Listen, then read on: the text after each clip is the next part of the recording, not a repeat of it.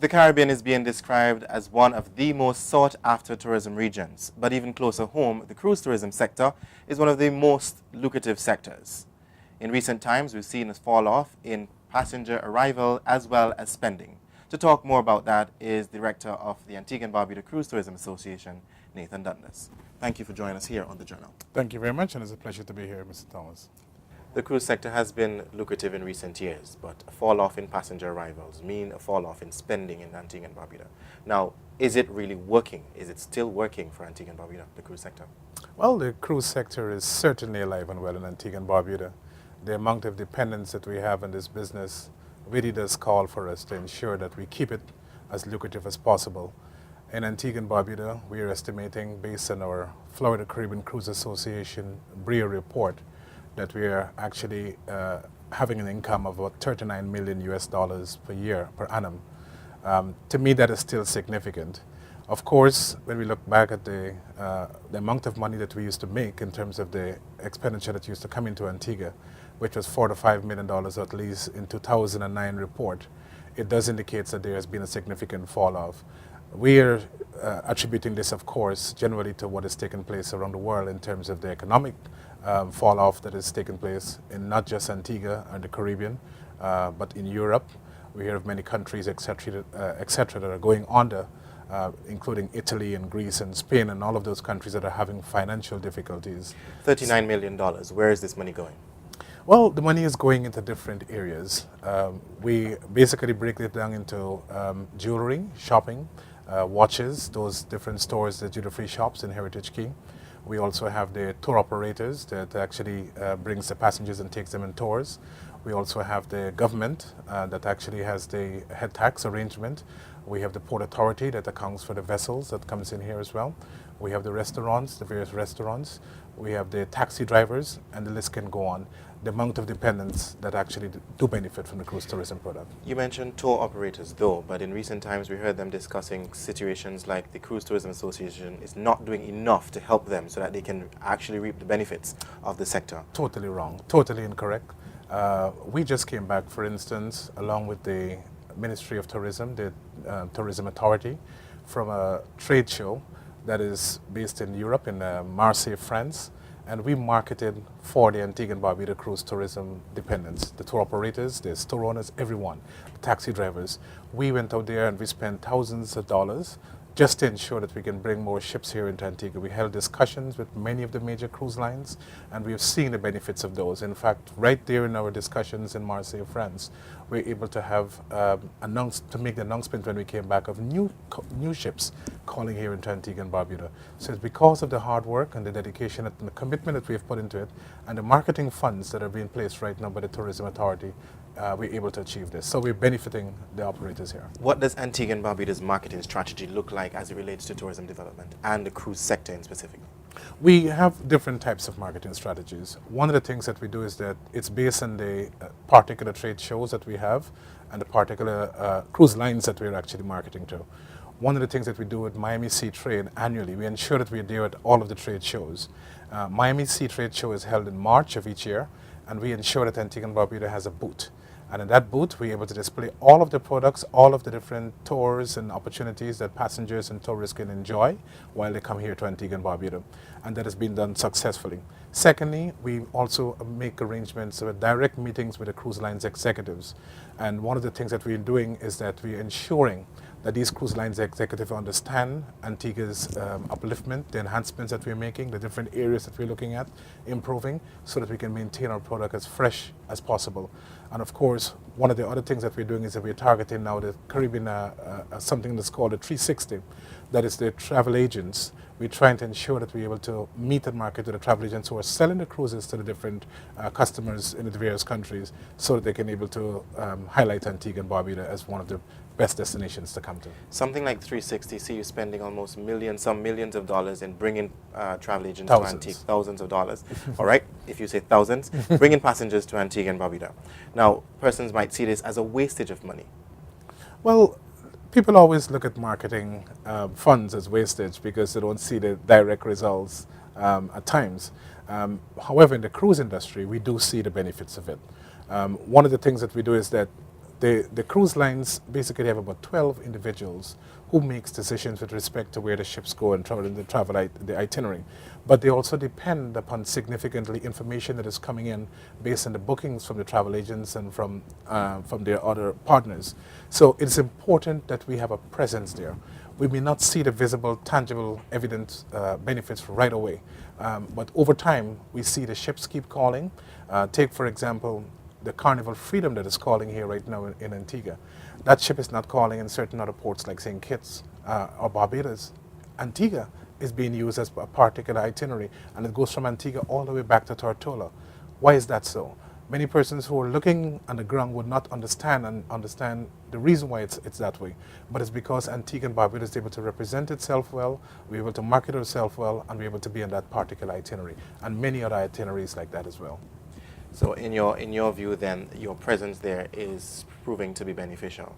Very much so. We have had situations, for example, in 2009, when we had one of our better years, we were able to be at a spot in Genoa in Italy, where a decision had to be made by Costa Cruise Lines because of a strike in Martinique to turn the vessel to another Caribbean island and to have planes landing here and to have a major turnaround in terms of passengers leaving and disembarking and embarking.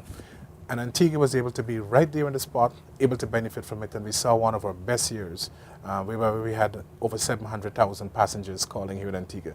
So it's important, our presence, just like the WTM, the World Travel Market, for Antigua to be there.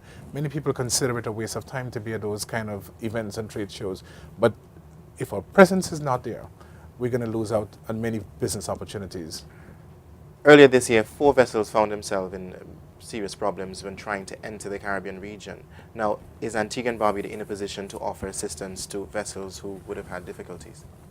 Certainly. Antigua and Barbuda is definitely in a position. We have actually assisted many vessels, many cruise lines before, due to certain weather conditions that may have taken place due to hurricanes, and they had to make certain diversions. We have actually been in a position to be able to help many of them.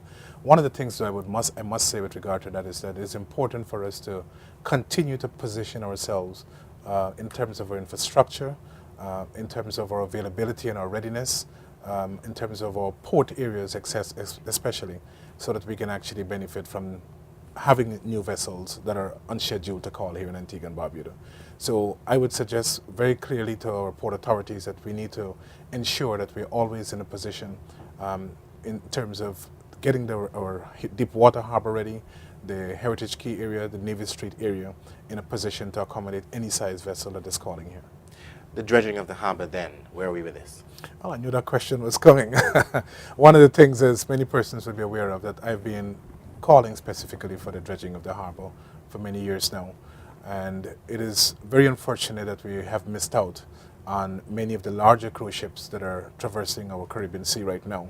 So the ships are basically passing us, some of the larger ones that we cannot accommodate, which is the Allure of the Seas, the Oasis of the Seas, the Norwegian Epic, etc. We have to, it is without a doubt that we have to, if we are serious about positioning ourselves in the cruise business, because the cruise lines are building larger ships. That is the bottom line. Some years ago, we were misled or misguided in terms of the size of ships, and we thought that we had the perfect harbor to accommodate the Sovereign class ships and the Oasis class ships that the cruise lines had at the time, which were the larger ships. Unfortunately, now we're seeing that the ships are coming out much wider, they're coming out much larger, and it's important for us to ensure that we have adequate turning basins for these ships to turn around, and the depth of the harbor needs to be in a position that the ships would feel comfortable. The important thing is for many of these cruise lines is that they must feel comfortable in terms of being able to bring their ships into these waters and have the assurance and the technical knowledge that the ships can turn around freely and they can come into our waters. So, has any survey been done to assess the situation at St. John's to determine where we need to go in terms of how deep we need to dredge, what currently exists, and why do we need dredging? Good. The cruise lines, we actually, in fact, I must thank the Honourable Minister John McGinley for that. At our last Sea Trade meeting, the Honourable Minister asked the question directly to the cruise lines. What is the depth that we need to get to? What is the depth of our turning basins, or how wide is our turning basin needs to be? And the cruise lines came back to us after we came back to Antigua, and they sent us clear instructions as to the depth that we need to get to, in terms of at least the ship's the harbor depth needs to be at least 11.5 meters. We are right now about 10.57 meters. So we need to at least dredge the harbor some more to be able to accommodate the size of ships. They are not going to send the ships to Antigua unless they feel comfortable with the waters that we have and the depth of water and the width of the turning basin. So it may mean for us here in Antigua, it may not mean it may not mean dredging. It may mean going to another area in Antigua that is suitable, that has enough water. But are we prepared to do that? Well, these are things. These are things that are being discussed. At what level? The Antigua Peer Group, who has the mandate for the harbor, has been instructed, as far as I'm understanding, to form what is called a dredging committee. And a dredging committee is going to look in terms of what is the depth that is needed and the surveys, etc., that needs to be carried out, and the whole feasibility. I know that studies have been done previously, especially since we built the Nevis Street dock, and many of those studies and information should be available for us to look at. And my recommendation is that we look at other areas as well, not just in St. John's itself, down at Heritage Quay and Nevis Street, that we can look at other areas, probably around Fort James or even around Keeling Point somewhere, that we can actually look at putting in an additional dock, a finger pier or something of the sort to accommodate those larger vessels.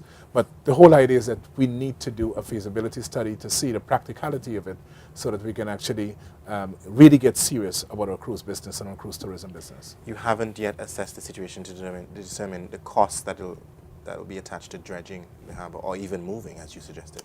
Well, no. That's what I said, that there's a dredging committee that is formed, and that dredging committee is going to have the mandate to look at that in terms of the cost and the feasibility of it. What has been done so far is a cost analysis on the sweeping of the harbor. That is the silt that has been built up over the years by the cruise ships turning the propellers and so forth, has built up some level of silt that needs to be removed so that we can have better berthing facilities for the ships as they come in. That has been done, as far as I'm aware of, and there's been some discussions in that in the media.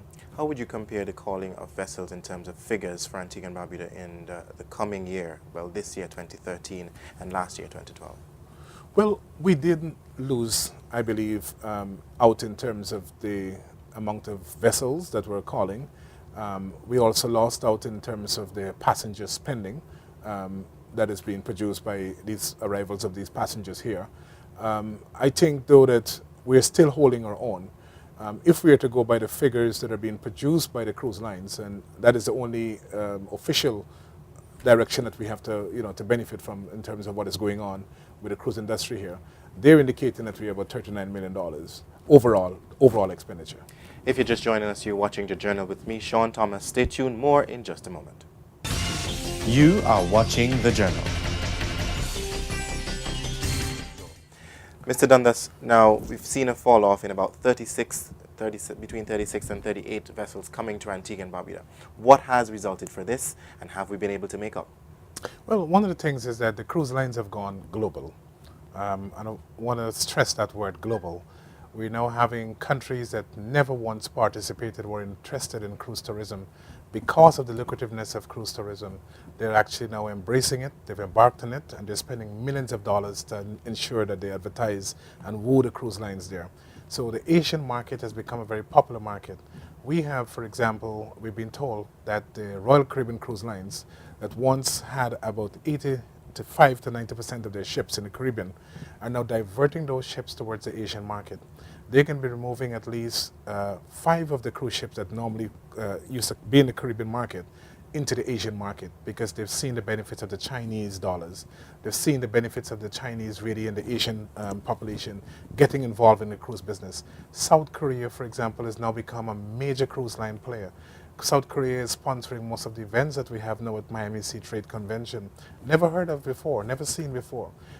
We have the European lines like P&O Cruise Lines removing their cruise ships, the Ocean Village 1, Ocean Village 2, from the Antiguan market, from the Caribbean market, into Australia, and they're going to New Zealand. Our competition then is against the European and... That is quite correct. That is what we have come to recognize, and that is what we are encouraging others to come to recognize as well. So one of the things that we did to combat it, to answer your question, was that we decided to form what is called a Caribbean village. And that Caribbean village, we're actually going to Europe now as a Caribbean village as a group together. And we make one boat instead of individual boats scattered, Antigua here, Jamaica there, Barbados there, etc. We're all together in one area. We kind of create what is called like a sand-like, beach-like atmosphere. So the carpet is actually like the color of the white sand. And we have all of the pictures and the different destinations. And that is where we concentrate on marketing on. The idea is, let's bring the ships to the Caribbean. It doesn't matter if Barbados is the home port or if Santo Domingo is the home port. The idea is that the ships are going to be coming to the Caribbean and all of the countries can be able to benefit in terms of the spin-off of the itinerary because it need at least 5 or 6 countries or 5 or 6 destinations to go within that one itinerary. So that is our strategy in terms of trying to combat what is taking place right now with the shift that the cruise lines are doing globally. Brazil, South America has become a big market. MSC cruise lines that once used to come here on a regular basis, they have 5 ships in Brazil alone. Just imagine, 5 cruise ships just doing Brazil alone. That's one company. So Royal Caribbean is going to be taking some of their business there. Carnival is going to be taking some of their business there as well to compete because where one cruise line goes, the other generally tends to follow. So it's important that we try to maintain our competitiveness, yes, with our Caribbean neighbors. We all have unique ways of advertising and doing business and showcasing our products.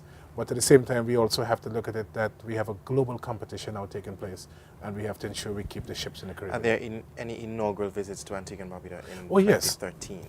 Well, we had some 4 new ones. Yes, yeah. And I think it's significant that we mention that Antigua is still holding its own.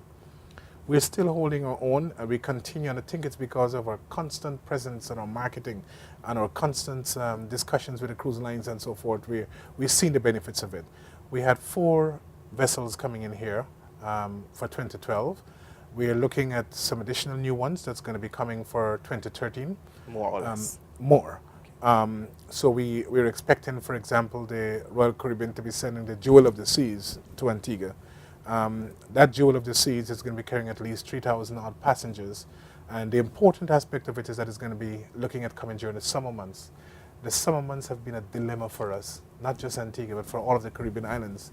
So having the Jewel of the Seas to join the other 2 Carnival ships that are coming, the Carnival Valor and the Carnival Freedom, hopefully then we'll have at least 3 cruise ships calling during the months of the summer months.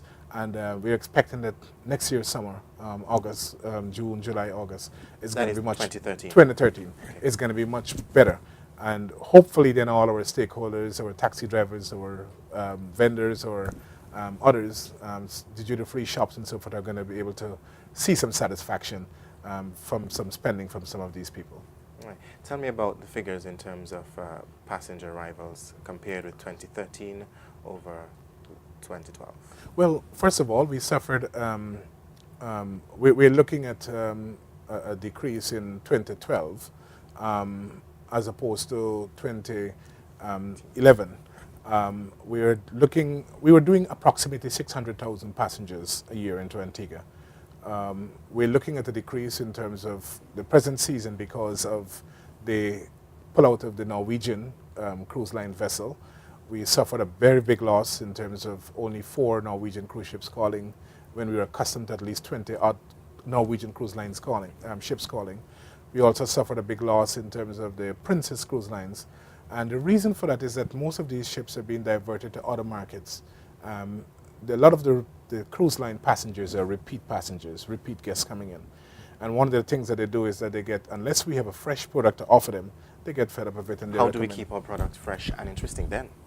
Well, a number of ways. One of the things that we have to do is to ensure that our infrastructure is fresh. Very, very important. And I like the ideas that Mr. Brown is bringing from the St. John's Development Corporation in terms of the enhancement of the city. I think it's important, and I think it's commendable that the government is looking in that direction to enhance the city.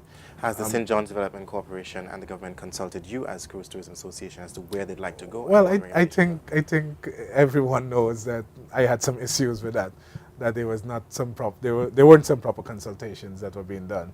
However, I think we need to be positive and look forward, and I'm hoping that, going forward, that there is going to be proper consultations, because there are certain things that we can have input in. What are these things, you think?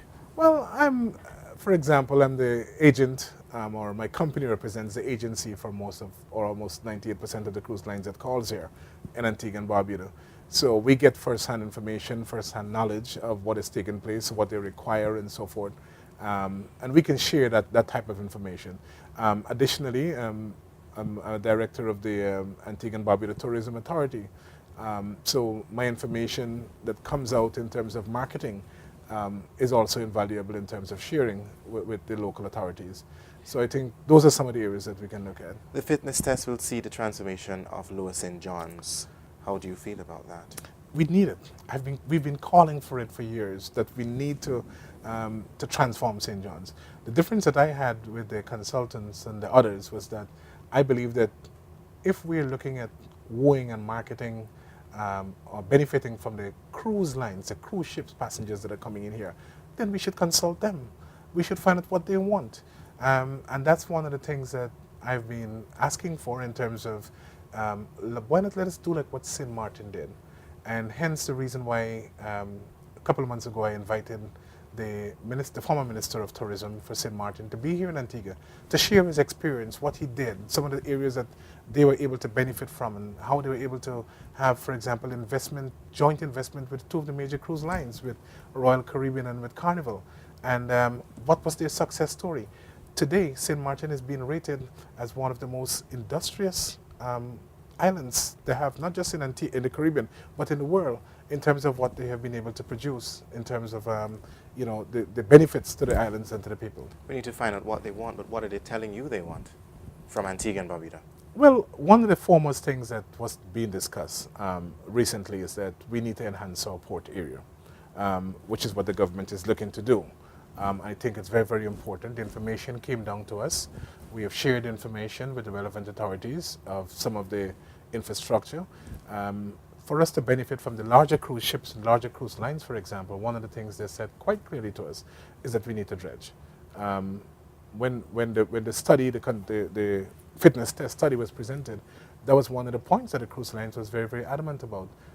If you're going to be able to benefit from some of our larger ships that are in the area, you're going to have to dredge your port. And there was no ifs and there was no buts about it. So those are some of the information that we have been sharing. Those are some information that we've been encouraging the government to look at seriously. You've seen the budget speech. Are there any allocations at all?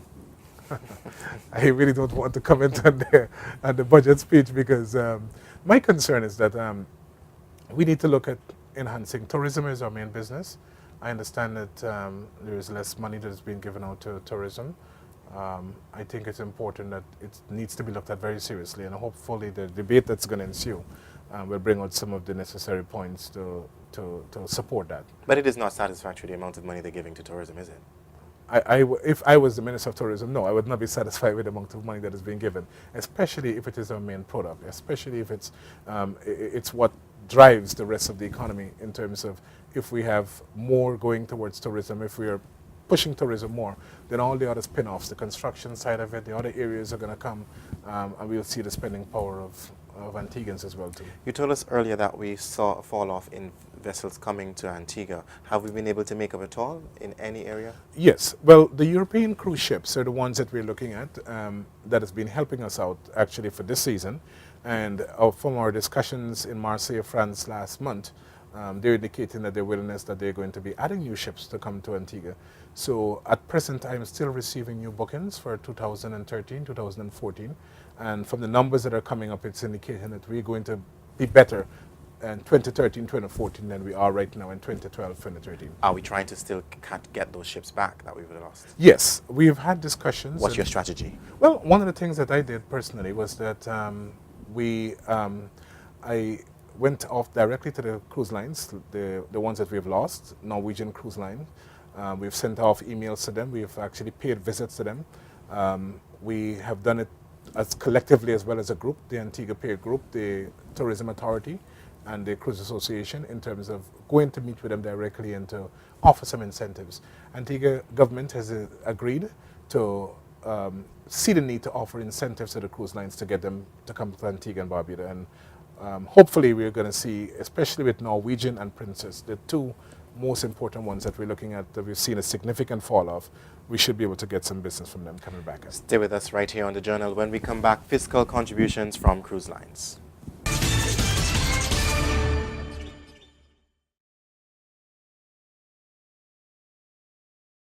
You made mention that government is giving incentives. Are cruise ships still using ports in the region freely?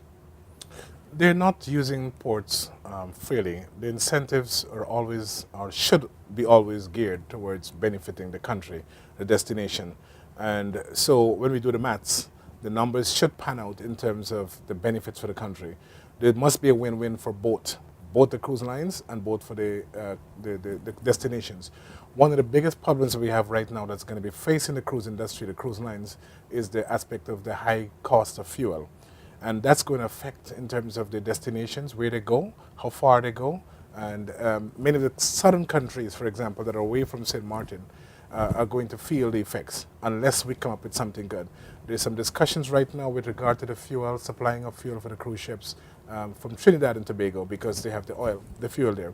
So they're looking at embarking in some serious discussions with the cruise lines. So we're hoping that it works out, so that at least the countries that are in the vicinity in the destination should be able to benefit and see the cruise lines still keep calling at their ports at a less cost.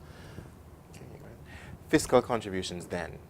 How do we begin to look at this? Antigua and Barbuda is now on a path to attract new investment. We're launching the CIP, hoping to make it law sometime this year, 2013. Is there an area for ships or vessels to invest in national development? Well, first thing, expenditure. When the cruise lines conduct their surveys, and the surveys that they've conducted, they're indicating that they have spent so much of money in a certain destination. They're saying, for example, that in St. Martin, they spent, they contributed to the economy of St. Martin because of the ship's arrival, 135 million US dollars. They're saying that they had 60 million US dollars a year into Barbudas. They're saying they're doing 50-something million to St. Kitts. They're doing $39 million investments into Antigua. So they're bringing the ships into the Caribbean, and so the Caribbean, the different destinations are actually benefiting from all the different areas. However, one of the strategies that I like is what is taking place in some of the other destinations that we also need to adopt. We heard an announcement recently from Barbados that they're investing $300 million, and it's going to be an investment along with the cruise lines. The cruise lines investment may be minimal compared to what the government of Barbados is spending, but at least in the overall long run, Barbados is going to benefit in terms of ensuring that there is a joint investment arrangement that's going to see the cruise ships calling, at least to ensure and to keep their investment and to guarantee the investment. We heard from the minister, the former Minister of Tourism from St. Martin. That is exactly what he said. He said the cruise lines essentially don't even get paid unless they collect and they verify that the amount of passengers that the guarantee arrangement covers, that they're able to benefit from it. I believe that the best way for us to ensure that investment is to have an investment with the cruise lines. So for example, Royal Caribbean came here some years ago, and they spoke about enhancing St. John's, and they were looking at an investment opportunity with St. John's. I don't know what happened to it, to be quite honest. I was not part of the final discussions that took place. But we advertised it. We went all over the world. It was being shown in Italy. It was shown in Germany what St. John's was going to be like, looking like with investment with Royal Caribbean Cruise Line. It did not happen. Hopefully, one of the things that I've been stressing is with this new fitness test study that was being done, that the funding would be a joint investment with a major cruise line. Many persons are opposed to me saying that, but I've said it publicly. I think that is the best way to go. It has been proven successful in some of the other destinations, and other destinations are also now looking at doing it. I mean, why would Barbados want us to do a joint investment with Royal Caribbean for $300 million? But you might argue that our scenario in Antigua and Barbuda, our jurisdiction is not like Barbados or St. Martin. Why it's not the same, why it's different. We are also benefiting just like Barbados from the same principles. The same cruise lines that are going into Barbados are the same cruise lines that are going to be coming into Antigua. The same cruise lines that did investment, the joint investment with St. Martin, are the same ones that are coming here into Antigua and Barbuda. St. Martin, I'll give you an example of what is taking place with St. Martin because of the joint investment with the cruise lines. Royal Caribbean can take a ship from Bermuda that used to do a New York-Bermuda run and then back to New York. that ship now diverts just to meet the guarantee arrangement that has been in place with the cruise lines. It diverts from Bermuda and comes all the way to St. Martin and then to New York. They're doing that just to make sure they can meet the guarantee or the quota. If not, like the minister said, they will not be paid. So I think it's important, if we're looking at really bringing in more cruise ships here, bringing in more passengers, increasing our spending ability and so forth, the spending ability here, I think it makes sense for us to look at investing with a cruise line.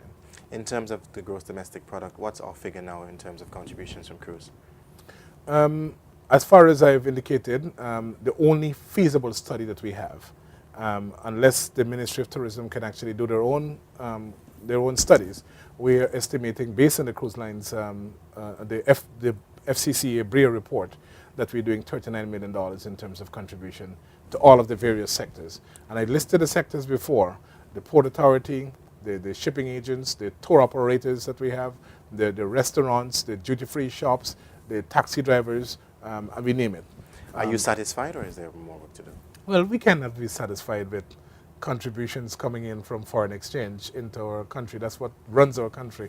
And we see the difference when, during the summer months, when there is no cruise ships in the port, the economy goes right down. As soon as it starts up in October, November, you see there's a bustling, there's an activity that takes place, an economic activity in St. John's, for instance. So even though they may not be spending as much in the shops, they may be spending some on the taxis, they may be spending some on the tours, they may be spending some on the different areas. At least the government benefits. For every passenger that comes in has to pay a head tax, and at least the Port Authority also benefits from the vessels calling. There are more and more concerns from vendors. What would you say to vendors for 2013, looking at the fact that passengers are spending some 80% on board and not even 15% on shoreside? Well, one of the things I do, I make it my business, actually. I go around in the vendors mall and I speak to the vendors directly. I was there just this week talking to some of the vendors to find out how they were doing. Some of the vendors have expressed, listen, Mr. Dundas, there are some good days and there's some bad days. There are more bad days than good days. Well, it depends on who are the ones and how they view their business. And we realize what is taking place. There are some ships, depending on the ships that are coming in, there's some ships, especially the ships that are coming from Puerto Rico, from San Juan, Puerto Rico. The cruise lines are struggling in some cases to fill the ships because of what has taken place, not just in Antigua, but globally. And some of those passengers basically pay their fare on the ship, and they have no money to spend. Or they have very limited money and they're watching their funds. We see what is taking place in Italy and in Greece and Spain and those places right now. They have some serious economic difficulties. So persons are watching their dollars. They're watching where they spend and how they spend. One of the things that we've been finding out, for example, too, is that if some of the passengers, visitors, are being told by the cruise line personnel on board where to shop, where to do things. And that's one of the areas that we're actually working on very feverishly to see if we can get them to understand that, you know, they need to spend some money in Antigua. We can't force them, but we're creating an opportunity in terms of bringing the passengers here. And we'll be talking, we have started discussions with Royal Caribbean, for example, with the hotel directors and the cruise directors as to what information is being given out. Many of the people right now are looking at St. Martin when it comes to jewelry and shopping and so forth. What sort of feedback have you gotten from store owners in Heritage Key? Well, there is, depending on the days, there are good days, as just like the vendors, the store owners in Heritage Key also facing the same thing. In terms of their good days, there are some bad days. Many of them are saying right now that it is down. Right now, for this past season, for the season so far, since it has started, they're not seeing much in terms of spending. But of course, there are going to be some good days and there are going to be some bad days. Our whole intention is to continue to promote the destination and continue to encourage them to shop as much as possible. We're also asking the vendors and the store owners to be as creative as possible in their advertisements and how they go about their business. One of the things I encouraged just one store owner just yesterday, and he wasn't aware of it, that he has an opportunity to advertise on board the cruise ships. He has to pay a fee, and there's a company called On Board Media, and he goes through that company and he's able to advertise his business. And that's the best that we can do, but we can't force people. Is that fee affordable? It can be affordable for some of the major businesses, not for the small business, to be practical, but some of the major store owners and businesses. And we do have a number of them in St. John's, in Heritage Key, that actually advertise and board. Are you looking for any strategies to assist the smaller ones then? Well, the most that we can do is to try to get our information on board the ships and to advertise to them. One of the things that I've been doing personally is trying to bring the captains off the ship as much as possible. I had 2 of the captains this week and let them talk about Antigua. I've taken them to some of the store owners and I've introduced them to some of the store owners and said, this is the captain, ensure that you treat him well, so he can go back on board and have some positive things to say about Antigua. And hopefully it's going to turn into some benefits for us. Finally, the harsh realities of where we are and where we need to go in order for the cruise tourism sector in Antigua and Barbuda to remain. Well, 2013 promises to be a very interesting year for us in the cruise sector. We're looking at some new ships that are coming in, but at the same time, it's not just the new ships. It's the ability for the passengers to be able to leave some dollars here at our port. I think that's where the big factor is, and that's what we've been stressing. So we're going to be looking at, one, ensuring that we try to improve our infrastructure, both the land side as well as the sea side. The marines aspect of it has to be improved if we're going to remain competitive. We're seeing the development that has taken place in other destinations. There is a serious development that is, we spoke about competitiveness worldwide and globally, but there's also competitiveness that has taken place among us regionally, our neighboring islands, St. Kitts, St. Lucia, Barbados, etc. They're all looking at investing and improving their cruise product. Likewise, I believe that Antigua and Barbuda needs to do the same and be very serious about it, and we need to strategize as much as we can. We're very thankful that we have the Tourism Authority on board now in terms of the marketing aspect of it, and I think it's important that we follow up now with the local aspect of it. When the passengers come to Antigua, what do we have to do? We're talking about safety and security, for instance. We have been sending out some letters to the police, for example, to ensure that we have safety of the passengers and security. That's a very, very important aspect. Today, just walking through Heritage Key, and we saw thousands of people just milling around. Now, individuals can come in from anywhere within Heritage Key, and then there's pilfering, and then there's bad news going back to the ships. It's important, the beaches area and so forth. We've been calling for the formation of a tourism police force. I want to stress that again because I think it's very, very important. The safety and security, if there's bad news coming out of Antigua, it's not going to help us. But if we have positive prevention methods in place by the police, especially having a nice tourism police force, a hospitable one, probably riding on bikes or Segway, moving around in St. John's and Heritage Key and so forth, and then the beach patrol is going to really uplift Antigua. You're hoping to have these discussions with the National Security Minister anytime soon? I have written to the National Security Minister concerning it. I've written to the Commissioner of Police. I will write another letter again, and hopefully we're going to be calling for a meeting. We have discussed it at the Tourism Authority level, and we should have a delegation from the Tourism Authority level, both made up of the hotel sector and the cruise sector, going to meet with both the Minister and the Commissioner. Well, it's been an honor talking to you about cruise tourism in Antigua and Barbuda and where we are and where we need to go. Thank you so much for joining us here on The Journal. Thank you very much, Joe. It's a pleasure to enlighten and inform the nation. Thank you. This is The Journal, and I'm Sean Thomas. Join us next week for a whole lot more.